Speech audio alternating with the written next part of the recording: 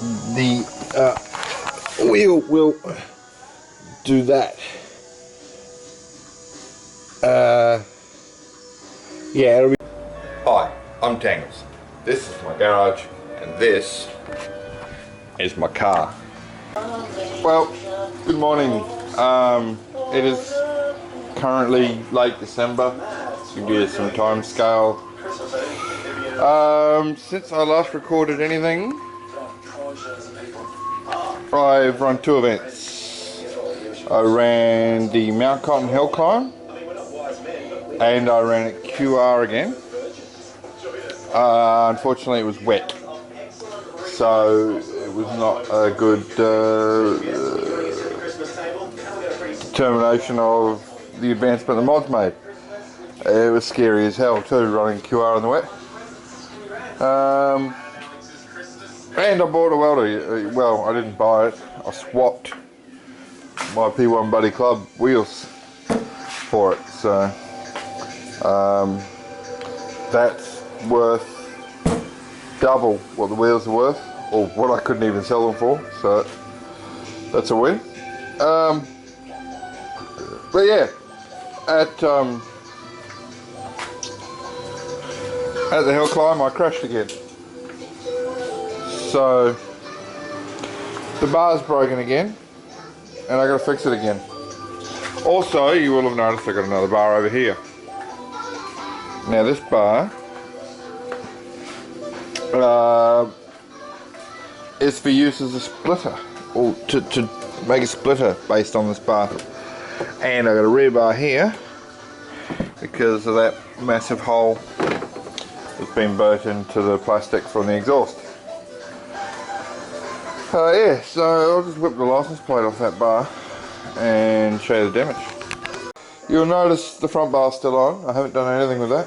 The car's still filthy from running at QR. What I'm going to concentrate on at the moment is not repairing this bar or doing the splitter, but getting the ride heights corrected.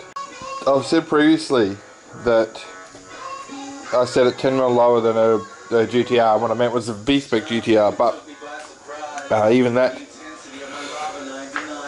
is wrong. It's much lower than any GTR has ever come out from a factory. After doing some more research. Now, what it is relative to those, I don't really care about that much. The main issue, I'm just looking at, it's like this discoloration on the rear rotors here. So I might have to look at these brakes. If those rear brakes are getting that hot, then I definitely got a bias problem. What does matter is the way the car handles under heavy braking at high speed, which is rear end instability, which is fun, but it's not fast, and at QR in the wet it's friggin' scary.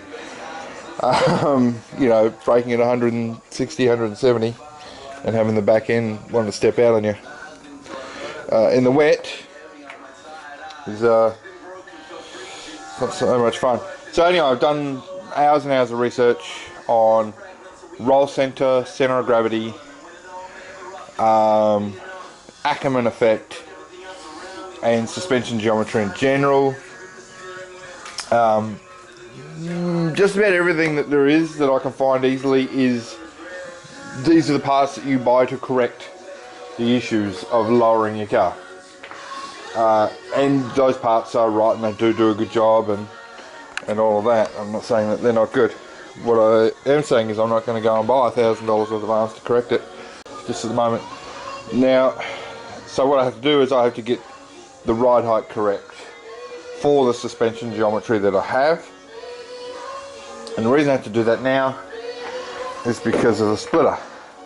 Splitter height is regulated by the rules at 100mm in Queensland Time Attack, which means I have to have the car height set before I go and make the splitter and make all its mounting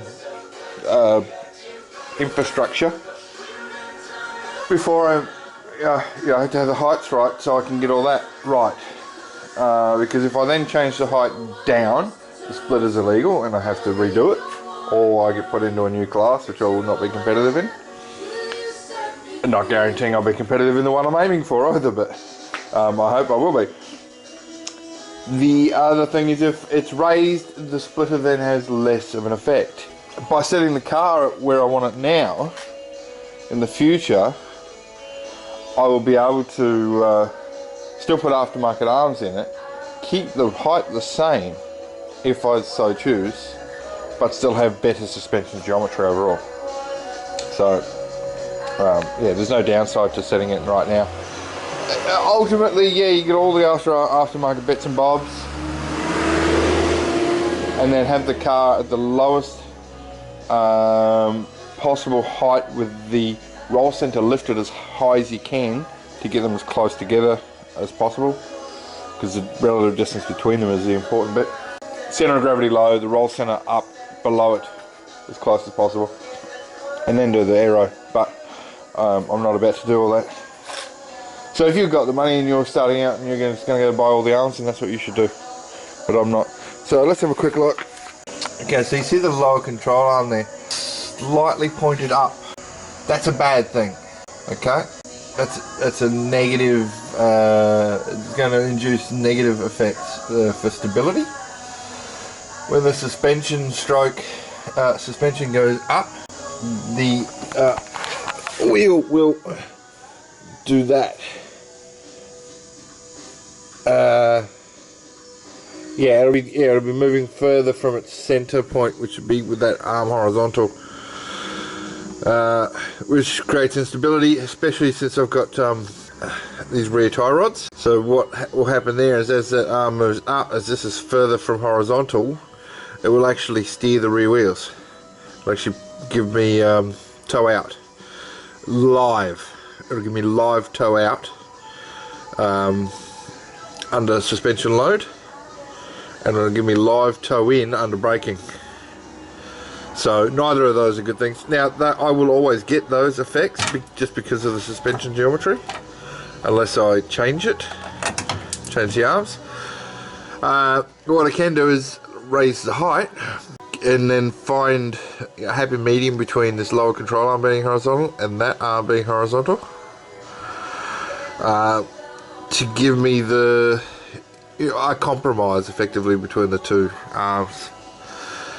The upper arm, in theory, should just be controlling the camber, and it's relative too. Like it has there's a camber swing or a camber gain calculated by the radius and relative distances. That's a little bit less important than these other two, but if you're going all out, then it is also important. So yeah, that's sort of a very rough overthrow of the suspension geometry issues for the 33. I assume they're the same. I think they're the same for the 2 doors, 4 doors. I don't think that's an issue with this. So yeah, car's going to go up. Now, as far as ride height, front to rear, i.e. rake, I'm going to keep it level. I've done some research on rake. If you have a flat bottom car, having a rake is good. It'll actually give you a ground effect without actually having a wing shape. Rake will induce ground effect, but I can't run a flat bottom, so there's no point. I'm front engine, so adding a rake also transfers load forward, so that would just induce more understeer.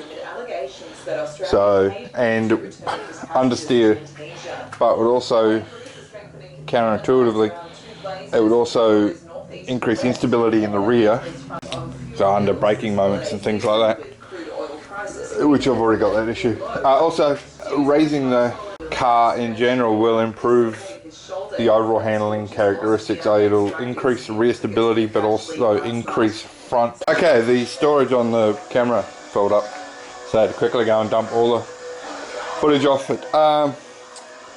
So I've been under the back of the car and measured, done some measuring, very rough sketches here. The lower control arm angle is something like that, the toe arm is greater, and the camber arm is something like that as well. This, not so important. This, important. This, most important. The lower control arm will control live camber, and the tow arm will control live tow. So as the suspension moves up and down in its stroke, the rear wheels are actually turning, because that's already pointing up. When the wheel goes up through its stroke, it actually gives me tow out. And similarly under brakes, nose down, rear lifts, the wheel travels down relative in its suspension geometry. That arm comes down, making that distance longer, giving me tow in combination with camber going the other way, which should only come down to 0 degrees because I've got 1 degree of camber on it, -1. Anyway, so my measurements are from near the end and near the end on each end of the lower control arm. It's a 12mm height difference, which is actually quite a lot. So that's how far the suspension needs to be raised, at least 12mm. So I've gone with 15 is what I'm going to do, because the suspension axis is like that. It's perpendicular more to that line rather than that line, so that hypotenuse of that triangle, is what I'm changing. Jack it up, rip the rear wheels off, and increase the rear ride height by 15mm. Then take it for a quick drive around the block. Now it's going to ruin my suspension geometry as far as tow and camber and everything. I just have to get it redone. That's as simple as that. But it should be worth it, because it should give me greater stability and greater predictability with the rear grip levels.